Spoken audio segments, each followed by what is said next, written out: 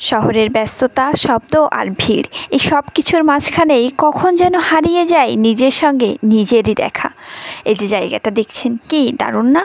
এটা বাংলাদেশের যশোর জেলার বাঘারপাড়া উপজেলার এক শান্ত শিষ্ট খুবই সুন্দর একটি গ্রাম বন্দবিলা। সবুজে ঘেরা মাঠ, আঁকাবাঁকা পথ আর শান্ত নদী আছে এখানে।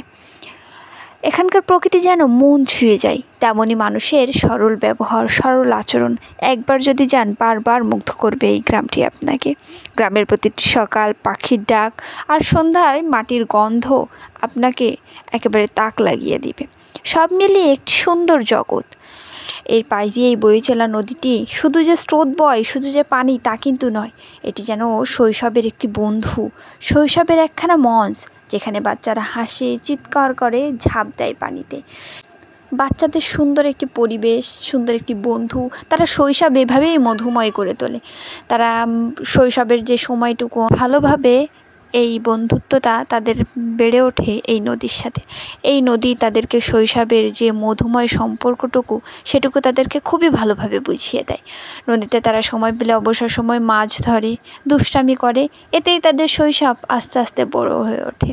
নদীটি আসলে অনেক সুন্দর, শুধু যে বাচ্চারা তা কিন্তু নয়, সব সমবয়সী মানুষ, সব রকম মানুষ এখানে মাছ ধরে, গোসল করে। এখানকার পরিবেশটাই শান্ত হয়ে ওঠে এই নদীটির বয়ে চলা। নদীর কলকল শব্দ যেন মুখরিত করে তোলে সারা গ্রামটি, পুরো গ্রামটি জুড়েই এই নদীটির বেষ্টন। যদি সময় হাতে পান কখনো, তাহলে এই নদীটি অবশ্যই দেখতে আসবেন। অনেকে এখানে ভেলা, নৌকা, ডোঙা অনেক কিছু চালন করে।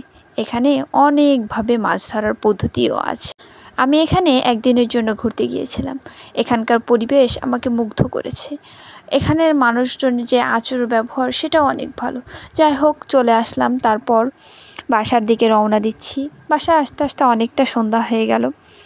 আসলে গ্রাম হারিয়ে যায় না, শুধু শহরের মাঝে চাপা পড়ে থাকে।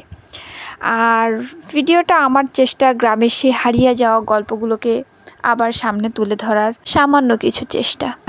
তো আজ এই পর্যন্তই। সবাই ভালো থাকবেন, আমার জন্য দোয়া করবেন এবং নতুন একটা ভিডিও নিয়ে আপনাদের সাথে আবার হাজির হব। তো এই পর্যন্ত আল্লাহ হাফেজ।